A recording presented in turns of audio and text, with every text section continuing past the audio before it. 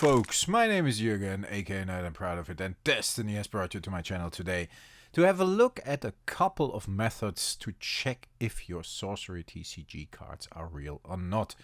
I personally am very careful with buying Sorcery singles because, yeah, I haven't quite found a good way to authenticate them, and I think this video might help you in changing that if you experience the same problem, because there are a couple of things you can have a look at.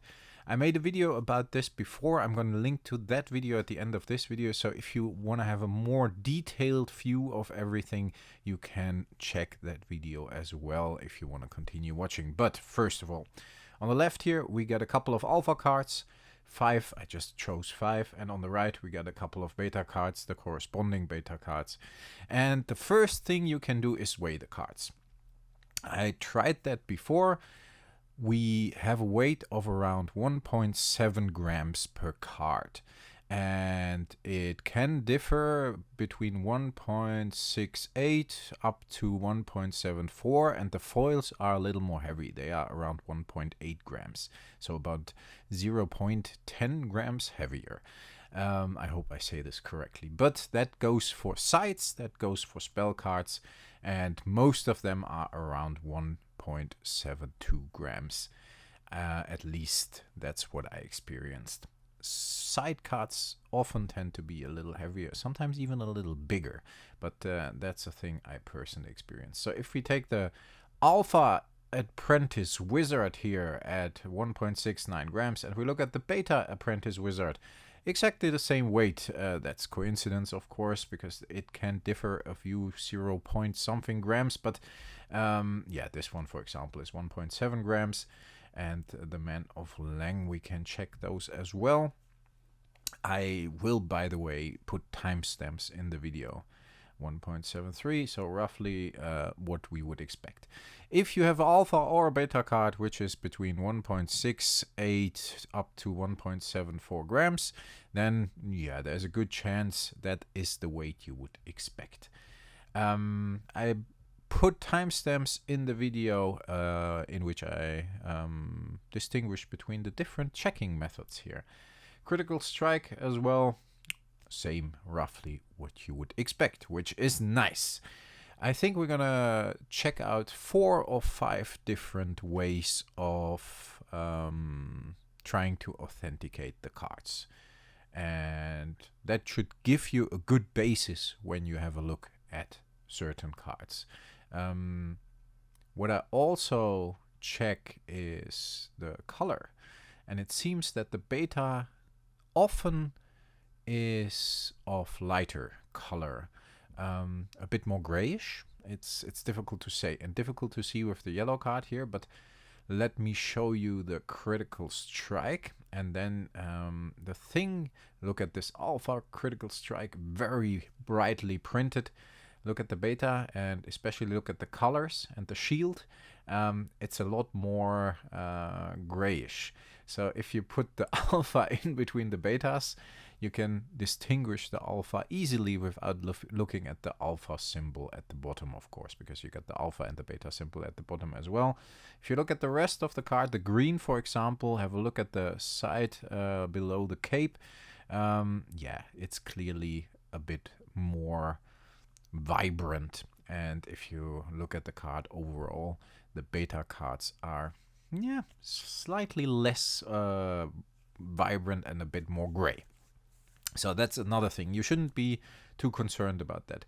I even found that within the beta cards. I opened a lot of beta, couple of boxes now, and I'm gonna open more. But yeah, the backside as well is more dark for the beta cards, it seems, than it is for the alpha.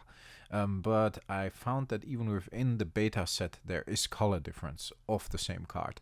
I have a lot of cards that differ quite heavily when it comes to color. Yeah, you can look at the text box as well. A little more detailed with the alpha, in my opinion. You saw it with the yeah, let's look at the Apprentice Wizard. You can see it here as well. The blue is more bright for the alpha, and it is a little less bright for the beta, in my opinion. Yeah, I don't know if it shows on camera well, but check it out. Get some beta Apprentice Wizards critical strikes. I think for the critical strike with the really bright colors, it is more apparent than it is, but here you see it as well. The middle one is a lot more, rich in color than the other two. And that goes for a lot of the beta cards. Not for all of them. As you can see, if we compare this side here, it's pretty much lining up. I mean, the tree of the beta is a little less green maybe, and a little more, yellowish if you have a look at it. It's a bit darker in the alpha, but for the rest, it pretty much lines up well. Blue might be a little less vibrant, a little less rich in color. And with the darker colors, you can often, you can see it as well here. It's a bit more purple, you see? So yeah, don't be alarmed. Beta apparently maybe uses different ink, different print run, of course. It can look different. Doesn't mean it's a fake card. So, what else are we gonna look at? I got a lot of tools here, and I'm trying to compare the colors because it's, I think you can see it even on camera. I can see it pretty clearly without, or not looking through the camera, but even on camera you can see it well, I guess. I got a couple of tools here. I upgraded my jeweler's loop. I used the jeweler's loop last time in the video in which I tried to find a couple of things that would help me authenticate sorcery cards. I bought this new one here, which is a bit more easy to use and a bit more easy to handle, and maybe I can show things a bit more easily as well. I have a Blacklight here, I have the scale. Let's do the next thing, which you can easily do. I'm gonna turn off the lights, and no giggities, we're not gonna do shady stuff. We're just gonna have a look at the cards under a Blacklight. It gets pretty dark already. Turning on the Blacklight, you should see the cards reflect. That's a thing I found last time as well, and I hope beta cards reflect too, and that would be really nice. And the first thing we're gonna do is we're gonna see if the cards actually are able to let the light pass through them, and last time for me that was pretty apparent they are not. So I think that's not a good method. For Magic the Gathering cards, for example, that's a very, very good method. If we turn on the Blacklight though, as you can see, look at this Apprentice Wizard. He definitely lights up and his spell becomes even more apparent. A bit what you would expect from the foil. The foils, by the way, they do not reflect Blacklight. And the foils have some different things, and makes it much more difficult to authenticate. Look at the Blacklight reflection of the back of the card and the front of the card, very, very clearly visible. And it is a nice thing to have, because I think that is difficult to replicate. If you look at the beta here of the Apprentice Wizard, it shows exactly the same reflection, which is very good, because that helps us to find a common ground between alpha, beta, and all sorcery cards up to now to authenticate them. The Blacklight test definitely works. I don't know how easy it is to replicate that, but it works for sites as well. And for me, it's at least a first check, a very easy check. If you look at the sides, they front and back light up as well under the Blacklight, which is very nice and good to see. I have the experience that a lot of fake Magic the Gathering cards, for example, I haven't encountered a fake sorcery card yet. I'm a bit careful. Let's switch on the lights again, because they are printed in China, and for me, that's a little... I got good experiences with Cartamundi in Belgium. I visited them. I know a couple of their counterfeit measures, and I think they do quite well. Chinese cards, I'm not sure. I mean, counterfeiters print in China as well, right? Might be different if you print it in a factory. That is the old jeweler's loop, and as you saw, it's a bit difficult to see. But I will try. Yes, I bought this one off of Amazon. It's super cheap, like $7. It even comes with extra batteries. If you pull it out here, then to the right, the light switches on automatically, lights up automatically. The light lights up automatically, and it's a little easier to see with this one.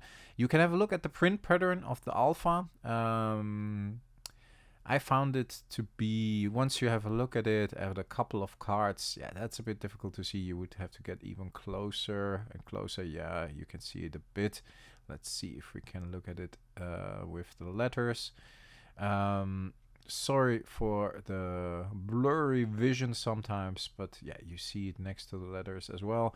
I try my best. It's very difficult to put on camera, but what I found out, and I think I was the first one to talk about that, is that on the back of the spellbook here, which I indicated with the pen, there are 5 red dots, which are very, very small, and you only see them with the jeweler's loop.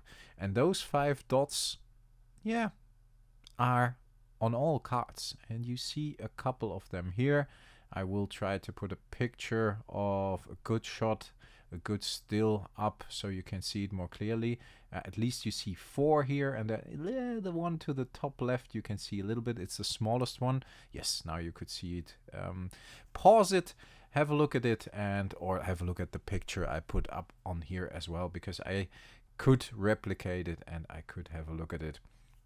These 5 dots are on all alpha cards I encountered, at least the spellbook cards. Spellbook cards? Spell cards, right? No, spellbook cards. It was correct. Somehow I was a bit confused. I don't know why. Maybe because I looked at through the jeweler's loop. Get yourself such a jeweler's loop for $6, $7, $8. It's very helpful. So these dots are there, and that's good because I think these individual small dots, or a couple of dots next to each other that form a bit of a bigger red dot, print dots, are very, very difficult to replicate. You see the print pattern around it as well. Very distinctive print pattern of kind of like, yeah, these circles with points in it, and these circles sometimes are not completely round, but they miss a piece here and there. If you look at it often enough, you can definitely find a certain pattern. When it comes to the red dots for the beta cards, they are there as well, and that's very, very good.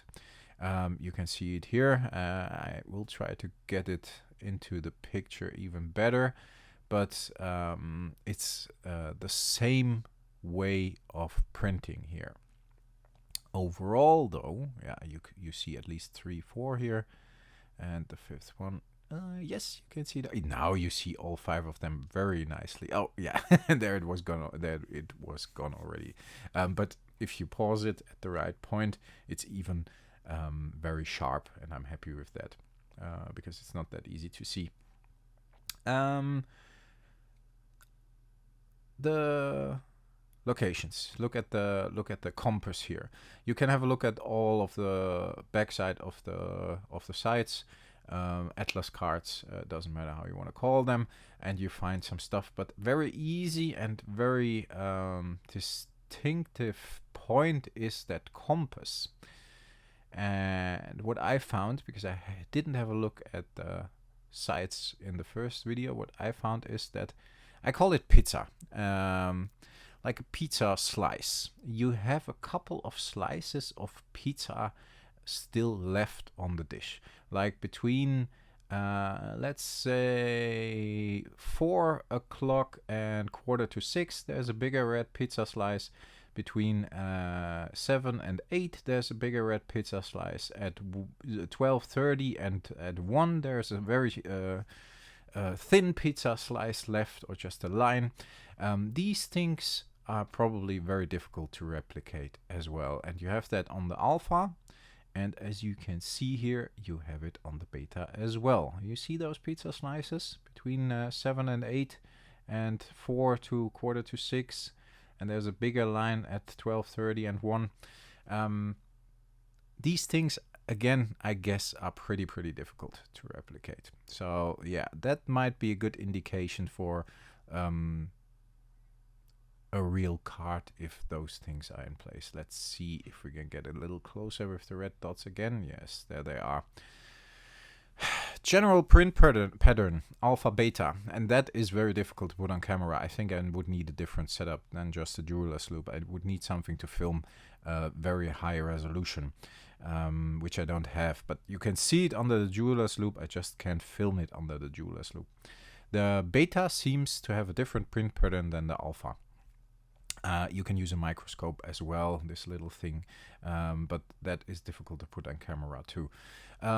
What I mean by the beta does seem to have a different print pattern than the alpha is that the alpha, if I see the print pattern under the jeweler's loop and I have the same resolution and the same distance on the beta seems to be more detailed printed. So I would need to bump up the resolution by like factor 10 or something, and then I see roughly the same print pattern on the beta.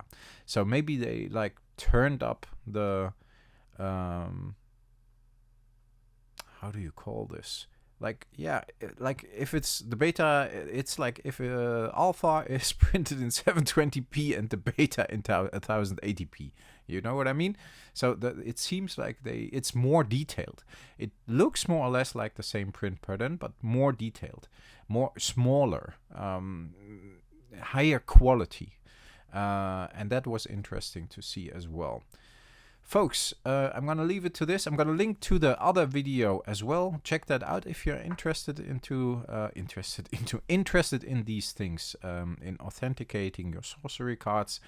I will dive a little further into that in the future.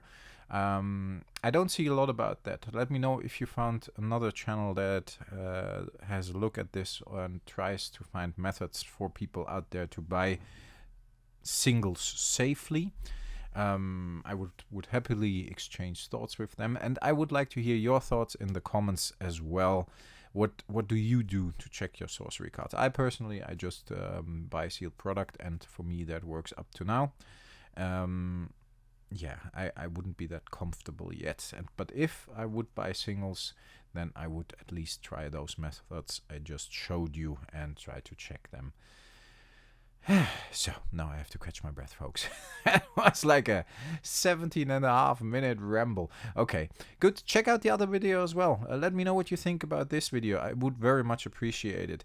Yeah, again, don't want to brag about it, but I think I am the first one who discovered the red dots, and that's pretty cool. I'm pretty proud of that. And I think I'm the first one to talk about the pizza slices, so let's see if that catches on in the compass, the red pizza slices, and then we'll see where it goes from here, and if Eric's Curiosa actually comes out and gives us an official thing we can look for. Because in the end, it's good to not want to tell the counterfeit measures or the anti-counterfeit measures, because then counterfeiters know what they have to look for. On the other hand, if we don't know as consumers what to look for in a card that's real, every anti-counterfeit measure doesn't help us neither, right? Because we need to know what is it we're looking for. If we don't know the anti-counterfeit measures, then yeah, how can they help us? I guess you know what I mean. Folks, thanks a lot for listening. Thanks a lot for all of you viewing this video, and thanks a lot for all the kind messages I got recently. Really appreciate it. I'm doing my best here, and yeah, you seem to recognize this, which is very nice. Stay healthy, stay frosty. I talk to you next time. Have a good weekend. Bye bye.